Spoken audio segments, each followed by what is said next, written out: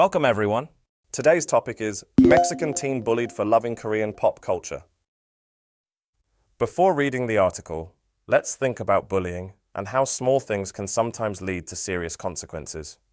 Have you ever seen or experienced bullying because of personal interests? Let's explore this issue together.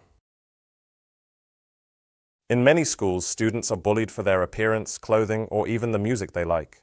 For example, some kids are targeted just for wearing glasses, which others might consider nerdy.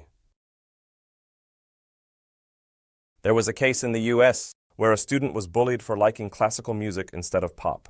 His classmates thought it was unusual, and he became isolated because of it. A boy in Japan was bullied for bringing homemade lunches instead of buying school food. His classmates mocked him, saying that his meals looked strange. A girl in France was bullied for reading comic books meant for older audiences. Her peers called her weird for liking something different. Bullying often happens for reasons that make little sense. Whether it's fashion, music, or hobbies, students can become victims just for being different. Sometimes bullying can escalate into serious situations, leading to emotional distress, physical harm, or even tragic outcomes. Social media can amplify bullying. In cases like Fatima's, negative attention from classmates spreads online, making the experience even worse. Adults often dismiss bullying as harmless, but it can have lifelong effects. Victims may develop anxiety, depression, or difficulty trusting others. While we cannot stop all bullying, we can raise awareness, support victims, and create safer school environments. Fatima and Harry did nothing wrong, yet they suffered. Schools and families must work together to ensure that no one has to go through what they did. Have you ever seen a situation like this? How can we help prevent bullying in our communities? Let's think about it. Now, let's move on to key expressions. Let's look at two key expressions. Number one is more likely. This phrase is used to express that one thing has a higher probability than something else.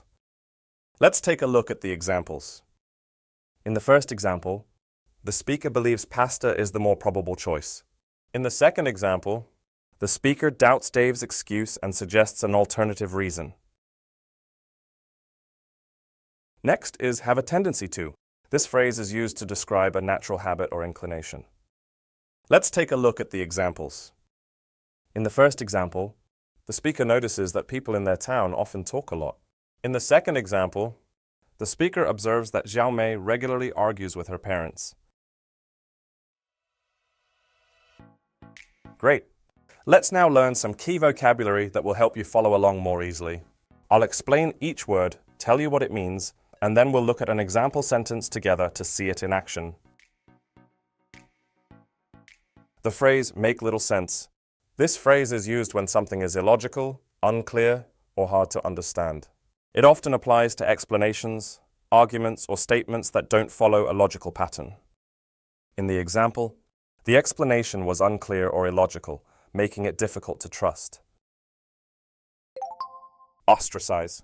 This word is often used in social situations where someone is deliberately excluded from a group due to conflict, disagreement, or societal norms. It can apply to schools, workplaces, or communities.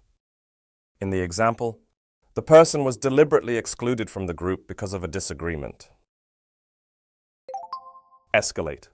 This verb is commonly used to describe situations that increase in intensity, seriousness, or severity. It can refer to conflicts, arguments, tensions, or even prices and costs.